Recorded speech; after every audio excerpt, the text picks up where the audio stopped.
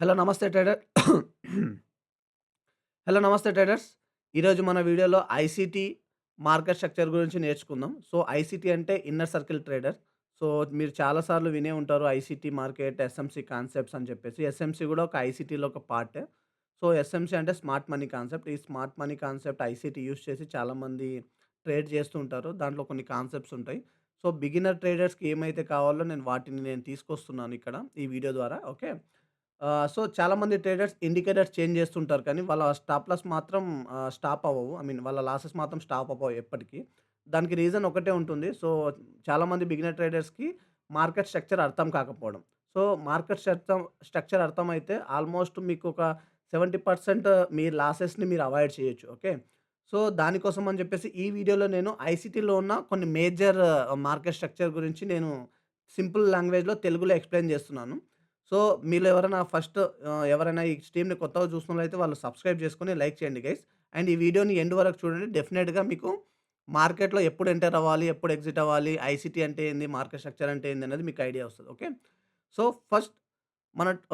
మనం ఫస్ట్ వచ్చేసి ఐసీటీలో hire highs. Hire highs అంటే మార్కెట్ ట్రెండ్ అప్ సైడ్ ఉన్నది అన్నట్టు అర్థం. అంటే మార్కెట్ ట్రెండ్ అనేది అప్ సైడ్ ఉంది అని ఎట్లా గుర్తిస్తామంటే మార్కెట్ ఈ విధంగా ఫార్మ్ అవుతుంది. అంటే హైయర్ హైస్ విధంగా ఫార్మ్ అవుతుంది.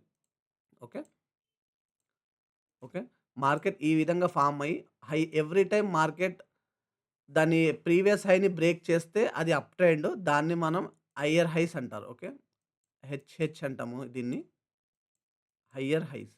దీన్ని హైయర్ లో. ఓకే. అంటే ఏమవుతుంది ఎవ్రీ టైమ్ మార్కెట్ పైకెళ్తుంది. దాన్ దాన్ని ఇది చేస్తుంది. ఓకే. సో, సింపుల్ ఏందంటే ఇది అప్ ట్రెండ్.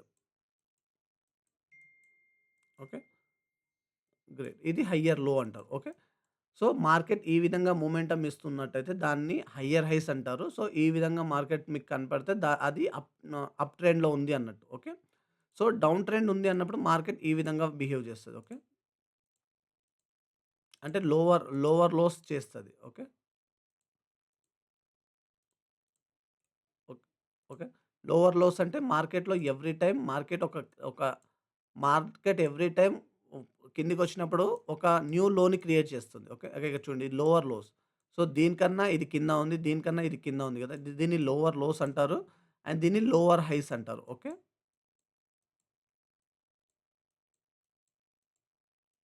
నేను దీన్ని మీకు ఎక్స్‌ప్లెయిన్ చేస్తాను. లైవ్ ఎగ్జాంపుల్‌లో గూడా ఎక్స్‌ప్లెయిన్ చేస్తాను. ఓకే. మీరు చూడండి.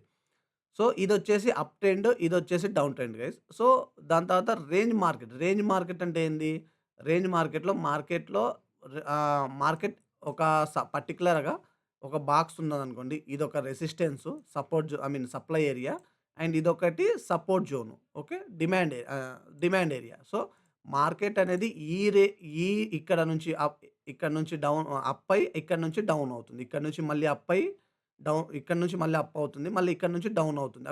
ఈ విధంగా ఒక రేంజ్‌లో మార్కెట్ తిరిగితే దాన్ని రేంజ్ బౌండ్ మార్కెట్ అంటారు. ఓకే. అంటే రేంజింగ్ మార్కెట్, కన్సాలిడేషన్ మార్కెట్ అంటారు. So, most of the traders ఈ మార్కెట్‌లో వాళ్ళ అమౌంట్‌ని లాస్ అయ్యే ఛాన్సెస్ ఎక్కువ ఉంటుంది. ఎందుకంటే స్టాప్ లాసెస్ ఈజీగా హంట్ అయిపోతుంది. సో, దీంట్లో మనం ఇలాంటి ట్రెండింగ్ మార్కెట్‌లో దీన్ని దీన్ని ట్రెండింగ్ మార్కెట్ అంటారు. దీన్ని కూడా ట్రెండింగ్ మార్కెట్ అంటారు. మార్కెట్ ఏదైనా ఒక సైడ్ వెళ్తే దాన్ని ట్రెండింగ్ మార్కెట్ అంటారు. దీన్ని అప్ ట్రెండ్ అంటారు. దీన్ని డౌన్ ట్రెండ్ అంటారు. ఓకే. సో, దాని తర్వాత వచ్చేసి మనకు బ్రేకప్ స్ట్రక్చర్. బ్రేకప్ స్ట్రక్చర్ అంటే ఏంది అంటే సపోజ్ లైక్ నేనిక్కడ ఎక్స్‌ప్లెయిన్ చేశాను మీకు. ఓకే. ఇక్కడ ఏమి ఎక్స్‌ప్లెయిన్ చేశాను? ఇక్కడ ఒక హైయర్ హైస్ అయింది. ఓకే. హైయర్ హైస్ అయినప్పుడు మార్కెట్‌లో ఆహ్, ఇక్కడ ఒక హైయర్ హైస్ ఉంది కదా! దీన్ని బ్రేక్ చేసింది కదా! ఓకే. దీన్ని మార్కెట్ బ్రేక్ చేసింది కాబట్టి దీన్ని బ్రేకప్ స్ట్రక్చర్ అంటారు మనం. ఓకే. ఇక్కడ చూడండి. మార్కెట్ దీన్ని బ్రేక్ చేసింది. అంటే బీఓఎస్ అంటాం జనరల్‌గా మన ట్రేడింగ్ టర్మినాలజీలో. బీఓఎస్ అంటే break of structure. Okay. Break of structure అంటే మార్కెట్ అప్ ట్రెండ్‌లో ఉన్నది. ఆ అప్ ట్రెండ్ అనేది కంటిన్యూ చేస్తుంది అన్నట్టు. ఓకే. బీఓఎస్ అంటే మార్కెట్ ఒక ట్రెండ్ ఉన్నది. ఆ ట్రెండ్‌ని కంటిన్యూ చేస్తున్నట్టు. సో, ఇక్కడ బీఓఎస్ ఫార్మ్ అయింది. అండ్ ఇక్కడ చూసుకున్నట్టయితే ఇక్కడ బీఓఎస్ ఫార్మ్ అయింది. అండ్ ఇక్కడ చూస్తున్నట్టయితే ఇక్కడ బీఓఎస్ ఫార్మ్ అయింది. సో, బేసికల్‌గా ఏందంటే బీఓఎస్ అంటే మార్కెట్ కంటిన్యూ అవుతుంది. దాని దాని ట్రెండ్‌లో అన్నట్టు. ఓకే. సో, సేమ్ వేలో మనము డౌన్ సైడ్ వచ్చినప్పుడు గూడా మనకు బీఓఎస్ ఫార్మ్ అయితాయి. సో, ఇక్కడ చూసుకున్నట్టయితే ఇక్కడ లోవర్ హైస్ దీన్ని బ్రేక్ చేసింది. ఇక్కడ బీఓఎస్ ఫార్మ్ అయింది. ఓకే. ఇక్కడ ఒక బీఓఎస్ ఫార్మ్ అయింది. అండ్ దీన్ని బ్రేక్ చేసింది. అండ్ ఇక్కడ ఒక బీఓఎస్ ఫార్మ్ అయింది. ఓకే. నేను దీన్ని లైవ్ ఎగ్జాంపుల్‌లో చూపిస్తాను. ఓకే. దీన్ని బీఓఎస్ ఫార్మ్ అవ్వడం అంటారు. ఇది బ్రేక్ ఆఫ్ స్ట్రక్చర్ అని చెప్తారు. అంటే ఆ బ్రేక్ ఆఫ్ స్ట్రక్చర్ అనేది ఆ ట్రెండ్‌ని కంటిన్యూ చేసుకోవడం. సో, చేంజ్ ఆఫ్ క్యారెక్టర్ అంటే సపోజ్ సో, ఇది interesting concept. Change of character అంటే మార్కెట్ అనేది అప్ ట్రెండ్‌లో ఉంది. సో, ఎవ్రీ టైమ్ అది పైకే ఎళ్ళదు. కొన్నిసార్లు చేంజ్ చేసుకుంటది దాని క్యారెక్టరు. కొన్నిసార్లు కిందకొస్తది కదా మార్కెట్. సో, అది చేంజ్ ఆఫ్ క్యారెక్టర్. దీన్ని మనం ఎట్లా ఐడెంటిఫై చేస్తాం చేంజ్ ఆఫ్ క్యారెక్టర్ అంటే మార్కెట్‌లో ఇక్కడ ఈ జోన్‌లో let me close this okay. Okay. నేను ఇది చేస్తాను. ఒక్క నిమిషం ఆగండి. ఓకే. డ్రాయింగ్ రిమూవ్ చేస్తాను. So, okay. ఇప్పుడు చూడండి మార్కెట్ ఈ విధంగా ఎళ్తుంది. హయ్యర్ హైస్ చేసుకొని సపోజ్ ఓకే. ఈ విధంగా హయ్యర్ హైస్ చేసుకొని ఎళ్తుంది.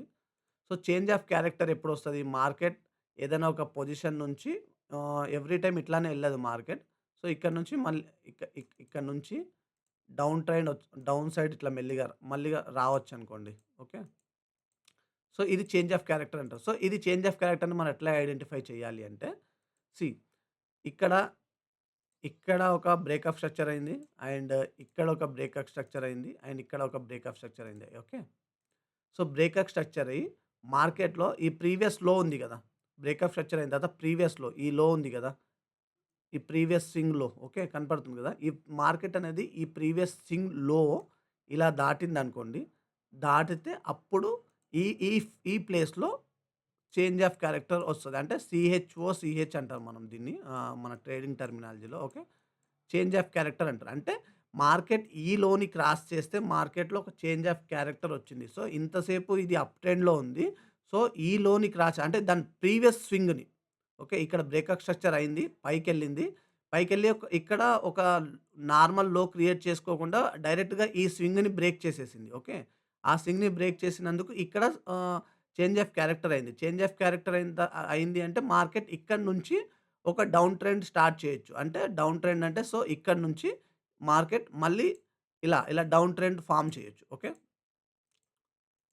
ఇలా డౌన్ ట్రెండ్ ఫార్మ్ చేయొచ్చు. ఇదొచ్చేసి అప్ సైడ్ మార్కెట్ ఉన్నప్పుడు ఓకే. జస్ట్ ఇన్ కేస్ మార్కెట్‌లో డౌన్ సైడ్ ఉందనుకోండి. ఓకే.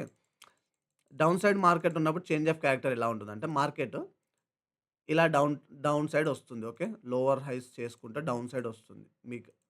నేను చూయిస్తాను. లైవ్ ఎగ్జాంపుల్ చూపిస్తాను. ఓకే. డౌన్ సైడ్ ఒస్తుంది. Okay. So, change of character ఎప్పుడవుతుందో దాని ప్రీవియస్ లో ఉంటది గదా!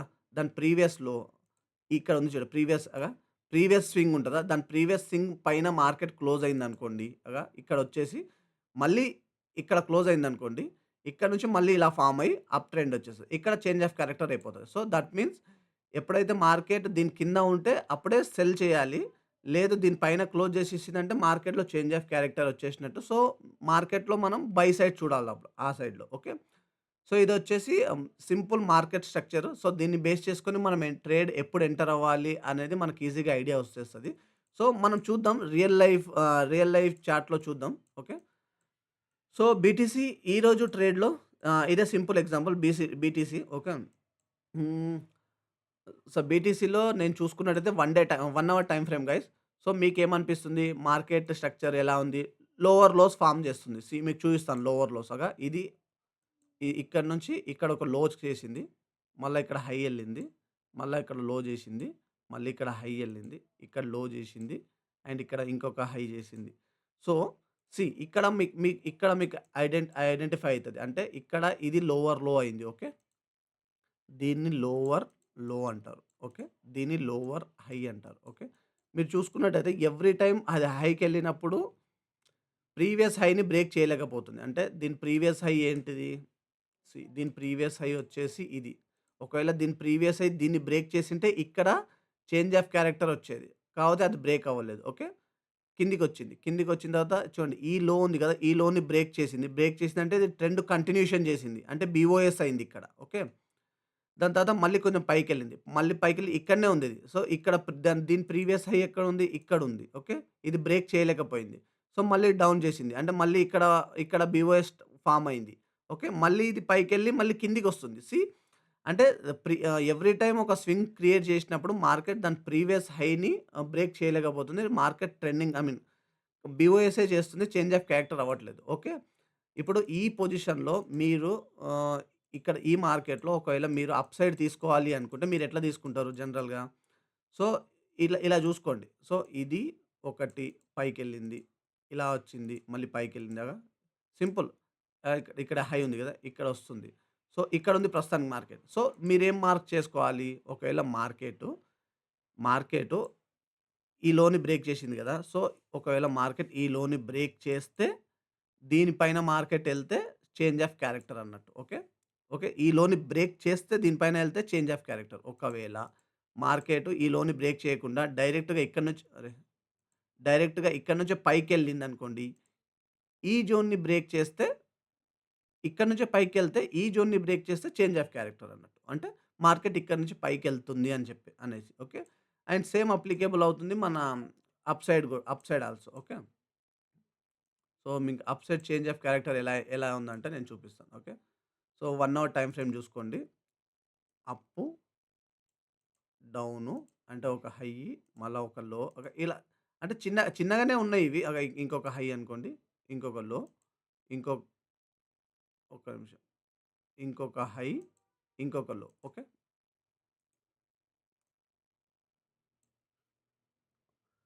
ఒక్క నిమిషం. ఇంకొక హై,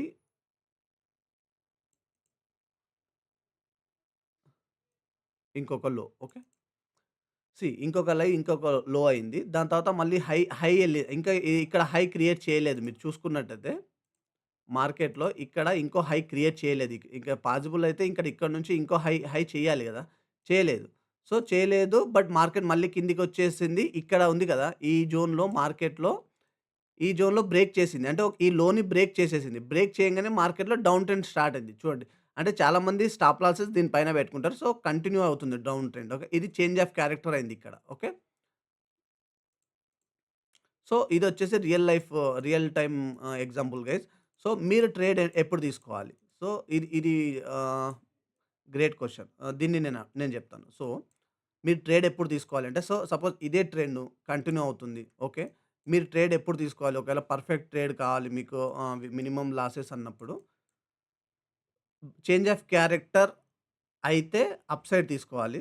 లేదంటే బ్రేక్ ఆఫ్ స్ట్రక్చర్ అయితే డౌన్ సైడ్ తీసుకోవాలి.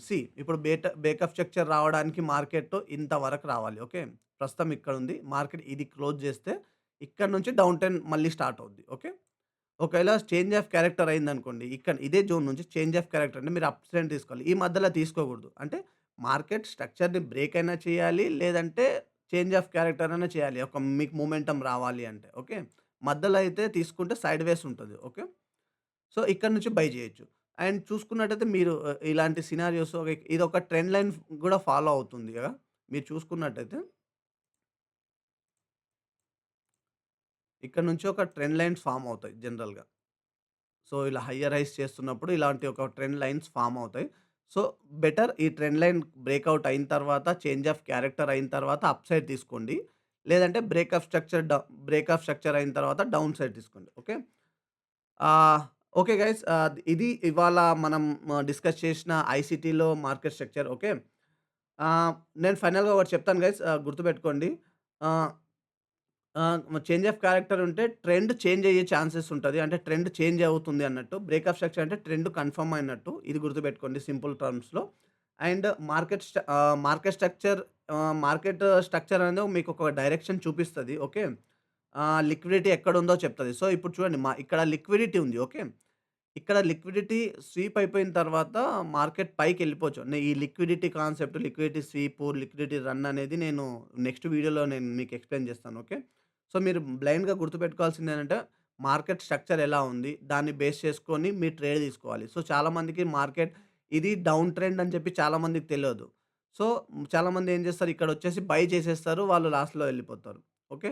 మార్కెట్ స్ట్రక్చర్ తెలుసుకోండి ఫస్ట్. దాని తర్వాత మీరు మార్కెట్‌లో అనాలిసిస్ చేసి ట్రేడ్ తీసుకోండి. ఓకే. Okay guys. ఈ వీడియోలో మీకు క్లారిటీ వచ్చింది అనిపిస్తే ప్లీజ్ లైక్ చేయండి, సబ్స్క్రైబ్ చేయండి. అండ్ మీరు కామెంట్‌లో ఐసీటీ అని టైప్ చేయండి. అండ్ మీకేదైనా ఇంకా డౌట్స్ ఉంటే మీరు డెఫినిట్‌గా కామెంట్‌లో మెన్షన్ చేయండి. ఓకే. అండ్ మేము డైలీ లైవ్ స్ట్రీమ్ వస్తాము. Everyday night 10 పీఎంకి. ఆ లైవ్ స్ట్రీమ్‌లో మీరు జాయిన్ అయ్యి మీ కామెంట్స్, మీ డౌట్స్ క్లారిఫై చేసుకోండి. Okay guys. Thanks guys. అందరికి మళ్ళొకసారి ఓకే. సబ్స్క్రైబ్ చేసుకోండి. Thank you so much.